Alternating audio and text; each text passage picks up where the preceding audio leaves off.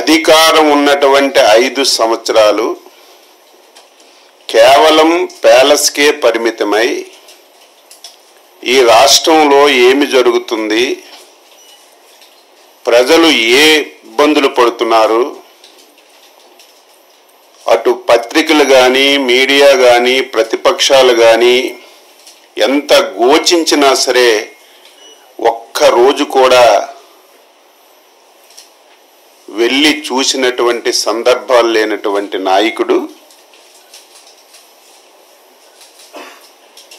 ఇటువంటి నాయకుడు ఈ రాష్ట్రంలో ఉండకూడదు,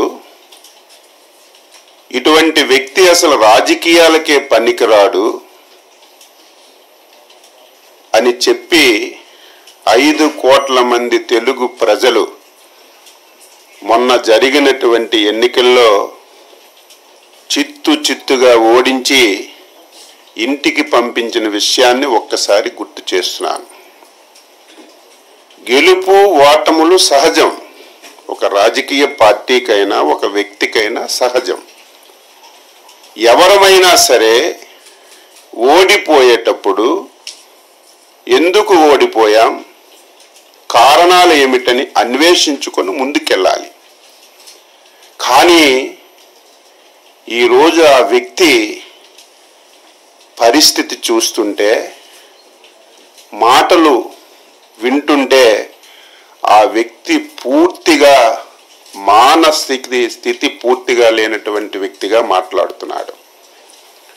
8 మాసాల్లో చంద్రబాబు నాయుడు గారు వ్యవసాయ శాఖని ఏమీ చెయ్యలేదు, రైతు దీనావస్థలో ఉన్నాడు, పంటలకి గిట్టుబాటు రావడం లేదని చెప్పి ఈరోజు పచ్చి అబద్ధాలు మాట్లాడుతున్నటువంటి వ్యక్తికి నేను ప్రెస్ మీట్ పెట్టి సమాధానం చెప్పలేనటువంటి అవసరం ఉన్నా సరే, ప్రజా జీవితంలో ఉన్నాం కాబట్టి, మనం ప్రజలకి జవాబుదారీ కాబట్టి ఈరోజు రైతులకి ఈ రాష్ట్ర ప్రభుత్వం చేసిన విషయాలని తెలియచేయాలనే ఉద్దేశంతోనే ఈరోజు పత్రికా సమావేశం పెట్టాను.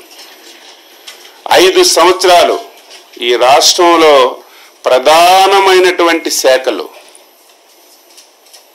70% మంది బతుకుతున్నటువంటి శాఖలు, ఈ రాష్ట్రానికి ఆదాయ మార్గాలను తీసుకొస్తున్నటువంటి శాఖల్ని 5 సంవత్సరాలు తాళమేసి బిగించినటువంటి వ్యక్తి ఈరోజు ఆ శాఖల గురించి మాట్లాడుతున్నాడు.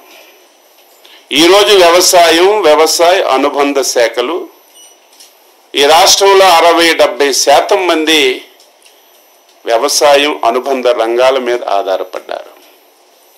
అందులో రాష్ట్రానికి ఎక్కువ ఆదాయ వనరులు వచ్చినటువంటి శాఖ వ్యవసాయ అనుబంధ శాఖలు.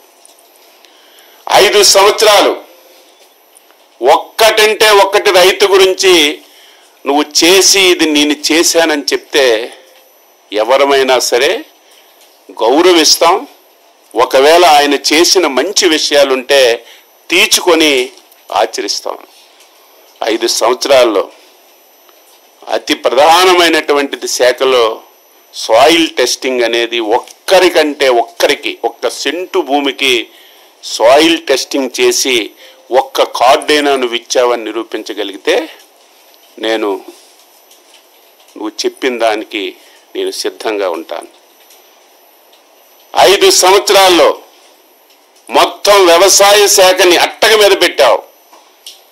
2014-19లో చంద్రబాబు గవర్నమెంట్లో తీసుకున్నటువంటి అనేక నిర్ణయాలని నువ్వు పూర్తిగా పాతాళలోకాన్ని పాతిపెట్టి రైతుకి తీవ్రమైనటువంటి ఇబ్బందులకు గురి చేశావు. 5 సంవత్సరాల్లో మెకనైజేషన్ కింద ఒక్క పైసా నువ్వు ఖర్చు పెట్టావని లెక్కలు చూపించు. ఈరోజు అత్యంత ప్రాధాన్యమైనటువంటిది డ్రిప్, స్ప్రింక్లరు, ఇరిగేషన్ మీద ఆధారపడినటువంటి రైతులు ఉన్నారు. అందులో నువ్వు పుట్టినటువంటి రాయలసీమ జిల్లాలో ఎక్కువ మంది డ్రిప్ మీద, స్ప్రింక్లర్స్ మీద ఆధారపడుతున్నారు. ఒక్కరికైనా నువ్వు డ్రిప్ కానీ స్ప్రింక్లర్లు కానీ ఇచ్చినటువంటి సందర్భాలు ఉన్నాయని చెప్పి నేను అడుగుతున్నాను.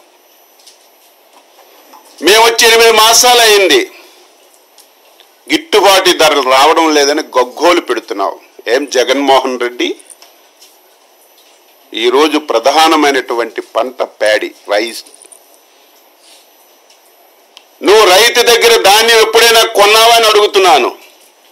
కొన్న తర్వాత నెలల తరబడి రైతుకు 1 పైసా ఇచ్చావని చెప్పి నేను అడుగుతున్నాను, ఛాలెంజ్ చేస్తున్నాను. మేము అధికారం వచ్చిన నాటికి 1600 కోట్లు ధాన్యం కొన్నటువంటి రైతులకు నువ్వు బకాయి ఉంటే, ఆర్థికంగా సమస్యలున్నా ఇబ్బందులున్నా రైతే మనకి ప్రాధాన్యతని 1600 కోట్లు నువ్వు పెట్టినటువంటి బకాయిలు తీర్చినటువంటి ప్రభుత్వం ఈ ప్రభుత్వం కాదని నువ్వు చెప్పగలవని అడుగుతున్నా. ఈ సంవత్సరం ఖరీఫ్లో ధాన్యం కొన్నటువంటి 2 గంటల్లోనే రైతుకు డబ్బులు ఇచ్చి ఆదుకున్నది మా ప్రభుత్వం కాదు, అవునో నువ్వే సమాధానం చెప్పాలి. ఈరోజు ఏ పంటకి ఇబ్బంది వచ్చినా, మొన్న కందులకి ఇబ్బంది వస్తే నాఫెడ్ని దించుకున్నాం. టమాటా ధర తగ్గిపోతే మార్కెట్ కమిటీల ద్వారా ఒక రేట్ ఫిక్సేషన్ చేసి టమాటాలు కొని మార్కెట్ యార్డుల ద్వారా రైతు బజార్ల ద్వారా అమ్మకం చేసి